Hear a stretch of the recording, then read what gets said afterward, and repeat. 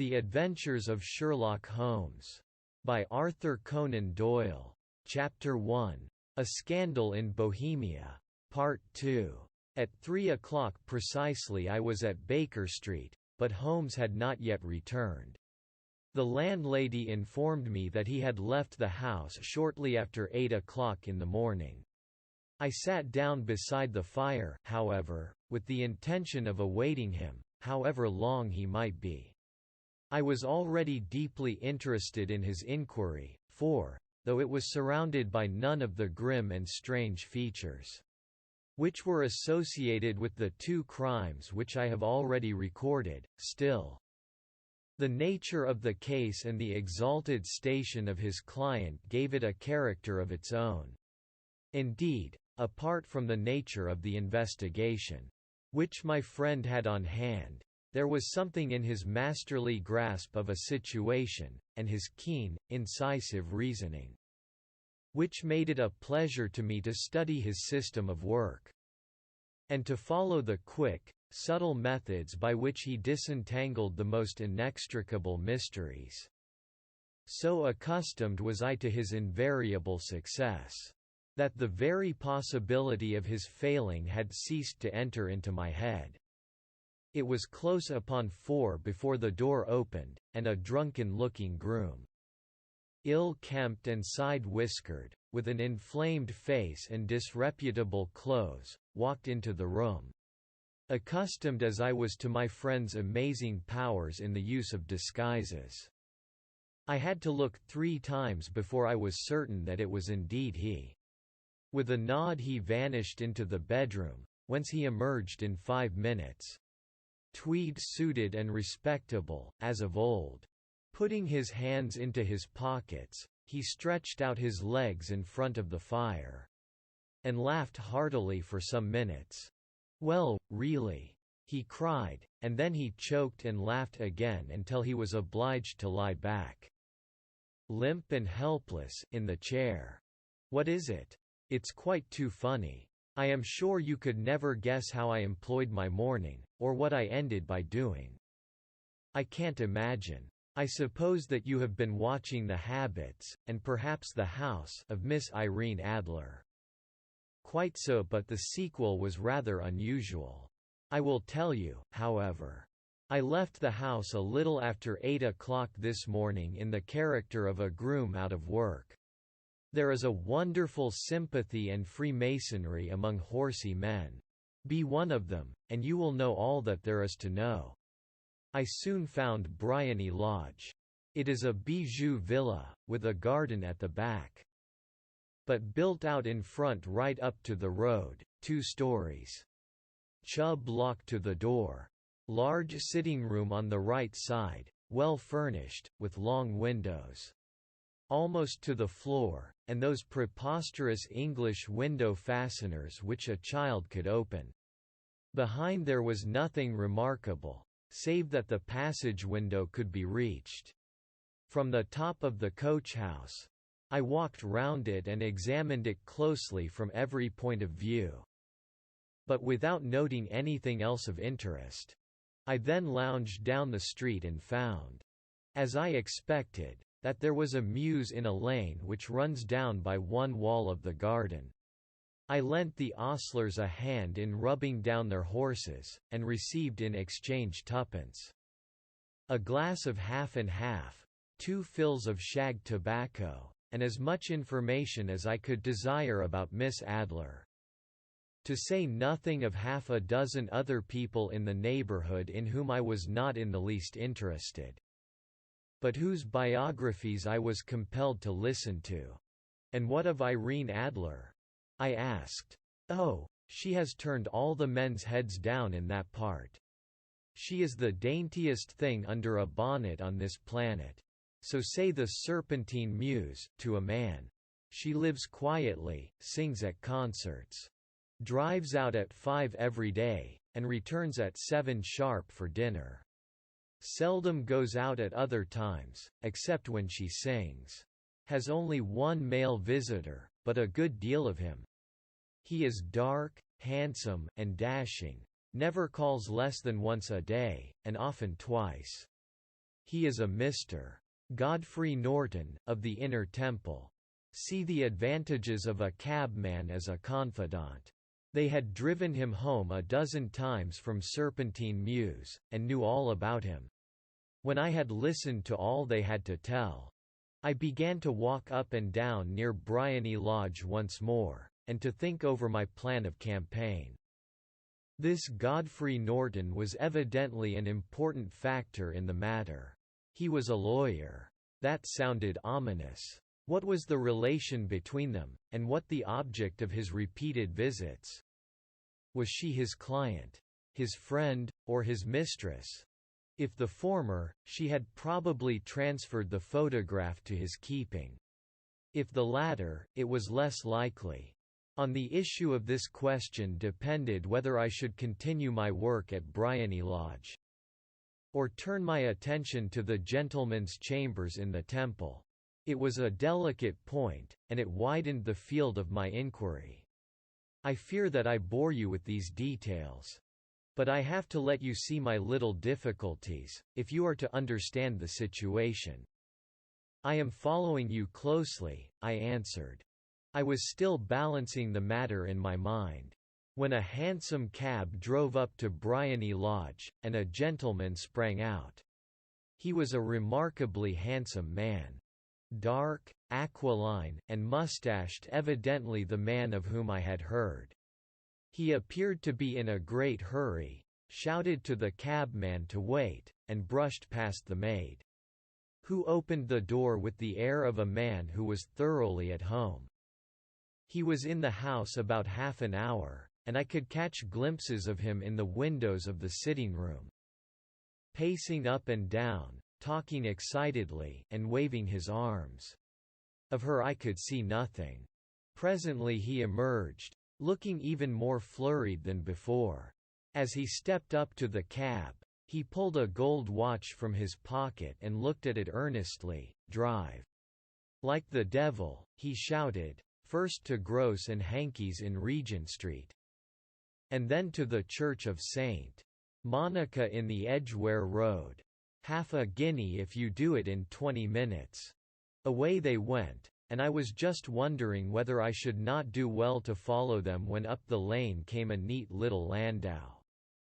The coachman with his coat only half buttoned, and his tie under his ear, while all the tags of his harness were sticking out of the buckles. It hadn't pulled up before she shot out of the hall door and into it. I only caught a glimpse of her at the moment. But she was a lovely woman, with a face that a man might die for. 'The Church of St. Monica, John,' she cried, 'and half a sovereign if you reach it in 20 minutes. This was quite too good to lose, Watson. I was just balancing whether I should run for it, or whether I should perch behind her landau when a cab came through the street. The driver looked twice at such a shabby fare, but I jumped in before he could object. 'The Church of St. Monica,' said I, 'and half a sovereign if you reach it in 20 minutes. It was 25 minutes to 12, and, of course, it was clear enough what was in the wind. My cabby drove fast. I don't think I ever drove faster, but the others were there before us. The cab and the landau with their steaming horses were in front of the door when I arrived. I paid the man and hurried into the church. There was not a soul there save the two, whom I had followed, and a surpliced clergyman, who seemed to be expostulating with them. They were all three standing in a knot in front of the altar. I lounged up the side aisle like any other idler who has dropped into a church. Suddenly, to my surprise, the three at the altar faced round to me, and Godfrey Norton came running as hard as he could towards me. 'Thank God,' he cried. 'You'll do. Come, come.' 'What then?' I asked. 'Come, man, come. Only 3 minutes, or it won't be legal.' I was half dragged up to the altar, and before I knew where I was I found myself mumbling responses, which were whispered in my ear, and vouching for things of which I knew nothing, and generally assisting in the secure tying up of Irene Adler, spinster, to Godfrey Norton, bachelor. It was all done in an instant, and there was the gentleman thanking me on the one side and the lady on the other, while the clergyman beamed on me in front. It was the most preposterous position in which I ever found myself in my life. And it was the thought of it that started me laughing just now. It seems that there had been some informality about their license. That the clergyman absolutely refused to marry them without a witness of some sort. And that my lucky appearance saved the bridegroom from having to sally out into the streets in search of a best man. The bride gave me a sovereign, and I mean to wear it on my watch chain in memory of the occasion. This is a very unexpected turn of affairs, said I, and what then? Well, I found my plans very seriously menaced. It looked as if the pair might take an immediate departure, and so necessitate very prompt and energetic measures on my part.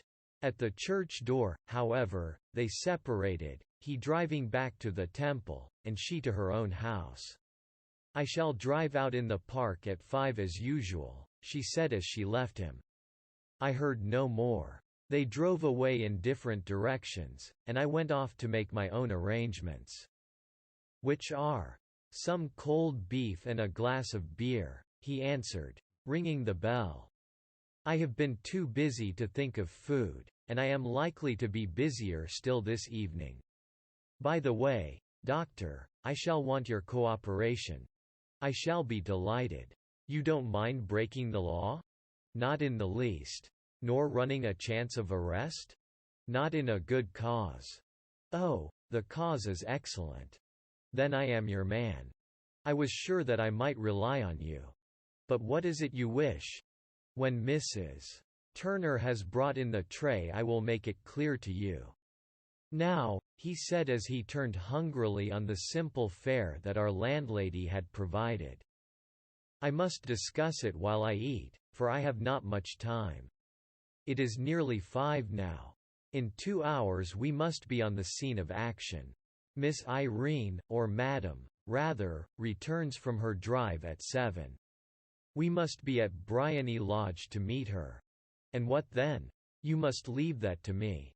I have already arranged what is to occur. There is only one point on which I must insist.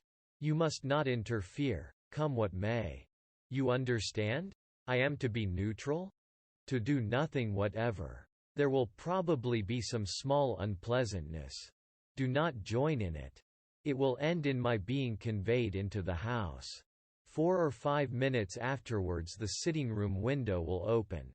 You are to station yourself close to that open window. Yes. You are to watch me, for I will be visible to you. Yes. And when I raise my hand so you will throw into the room what I give you to throw, and will. At the same time, raise the cry of fire. You quite follow me? Entirely. It is nothing very formidable, he said, taking a long cigar-shaped roll from his pocket. It is an ordinary plumber's smoke rocket, fitted with a cap at either end to make it self-lighting. Your task is confined to that. When you raise your cry of fire, it will be taken up by quite a number of people. You may then walk to the end of the street, and I will rejoin you in 10 minutes. I hope that I have made myself clear? I am to remain neutral, to get near the window, to watch you, and at the signal to throw in this object. Then to raise the cry of fire, and to wait you at the corner of the street. Precisely. Then you may entirely rely on me. That is excellent. I think, perhaps, it is almost time that I prepare for the new role I have to play. He disappeared into his bedroom and returned in a few minutes. In the character of an amiable and simple-minded nonconformist clergyman. His broad black hat, his baggy trousers. His white tie, his sympathetic smile, and general look of peering and benevolent curiosity were such as Mr. John Hare alone could have equalled. It was not merely that Holmes changed his costume. His expression, his manner, his very soul seemed to vary with every fresh part that he assumed. The stage lost a fine actor. Even as science lost an acute reasoner, when he became a specialist in crime. It was 6:15 when we left Baker Street. And it still wanted 10 minutes to the hour when we found ourselves in Serpentine Avenue. It was already dusk, and the lamps were just being lighted as we paced up and down in front of Bryony Lodge, waiting for the coming of its occupant. The house was just such as I had pictured it from Sherlock Holmes' succinct description. But the locality appeared to be less private than I expected. On the contrary, for a small street in a quiet neighborhood, it was remarkably animated. There was a group of shabbily dressed men smoking and laughing in a corner. A scissors grinder with his wheel, 2 guardsmen who were flirting with a nurse girl, and several well-dressed young men who were lounging up and down with cigars in their mouths. "You see," remarked Holmes, as we paced to and fro in front of the house. "This marriage rather simplifies matters. The photograph becomes a double-edged weapon now. The chances are that she would be as averse to its being seen by Mr. Godfrey Norton, as our client is to its coming to the eyes of his princess. Now the question is, where are we to find the photograph? Where, indeed? It is most unlikely that she carries it about with her. It is cabinet size. Too large for easy concealment about a woman's dress. She knows that the king is capable of having her waylaid and searched. 2 attempts of the sort have already been made. We may take it, then, that she does not carry it about with her. Where, then? Her banker or her lawyer? There is that double possibility. But I am inclined to think neither. Women are naturally secretive, and they like to do their own secreting. Why should she hand it over to anyone else? She could trust her own guardianship. But she could not tell what indirect or political influence might be brought to bear upon a businessman.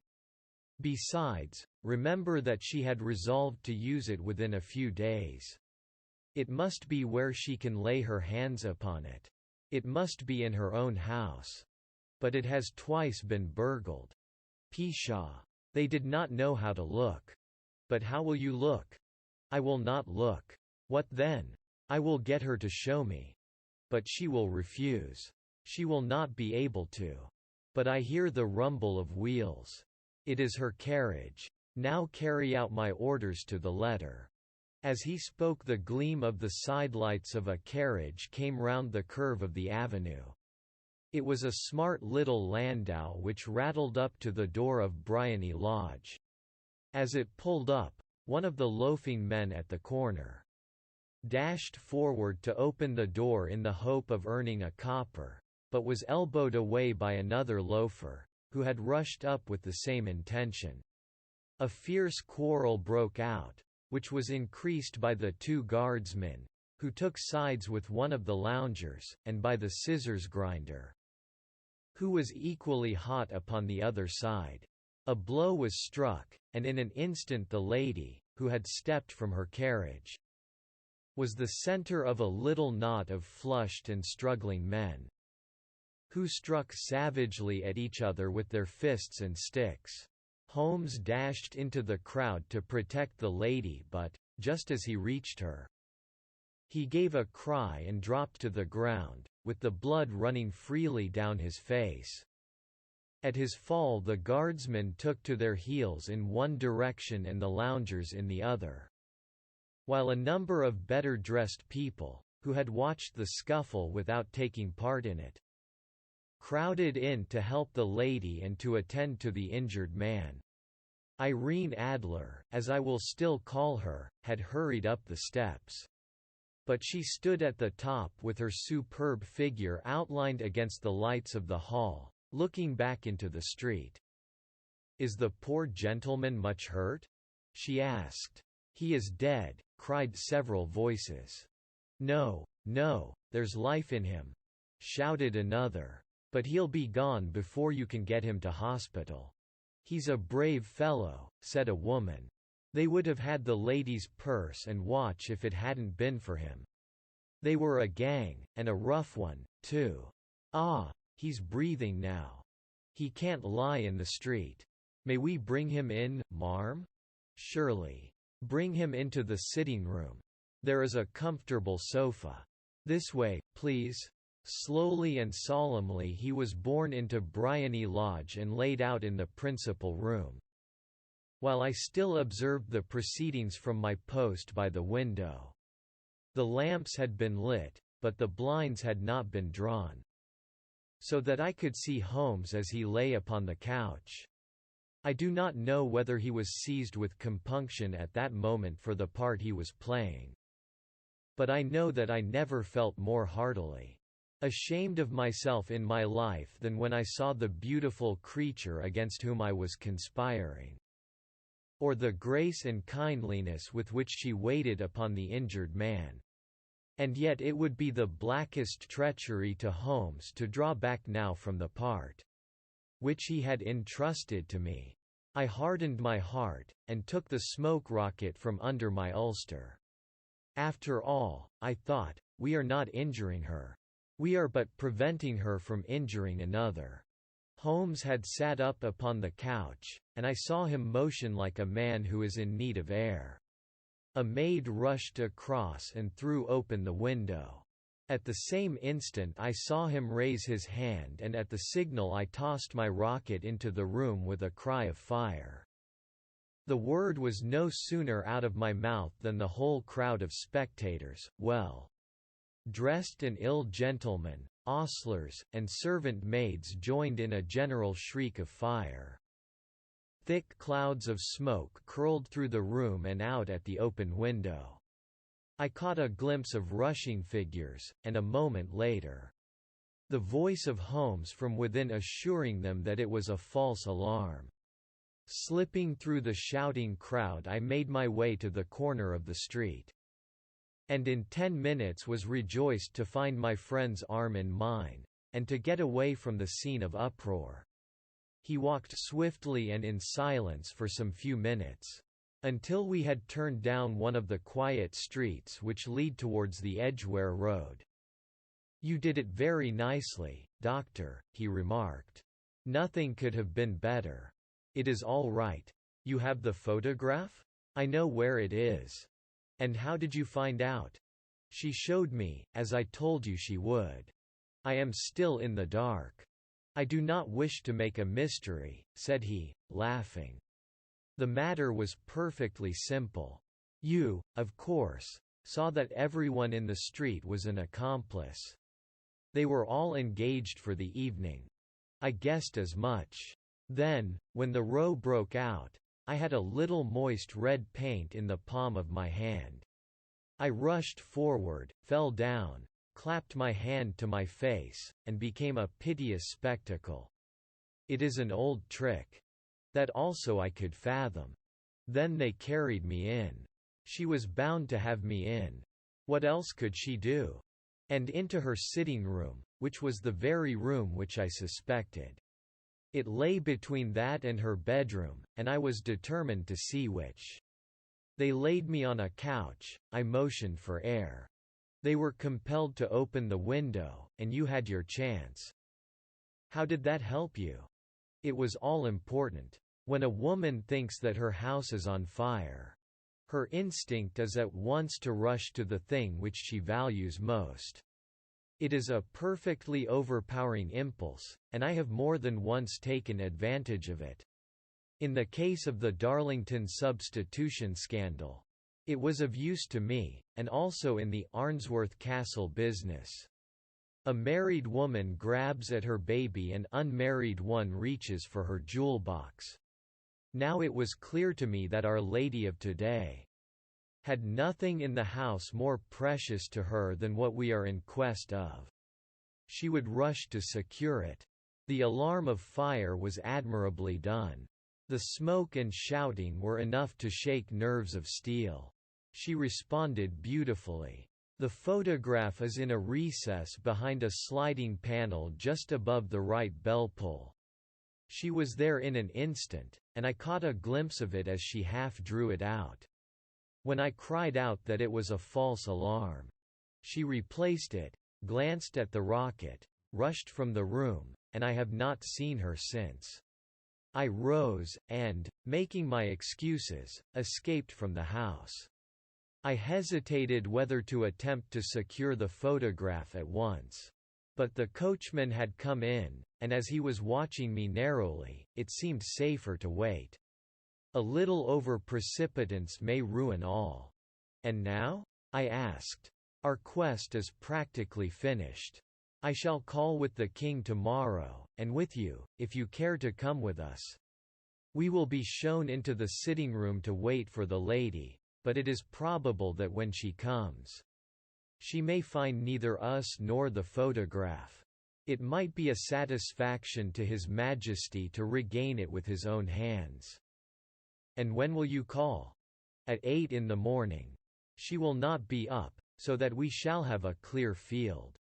Besides, we must be prompt, for this marriage may mean a complete change in her life and habits.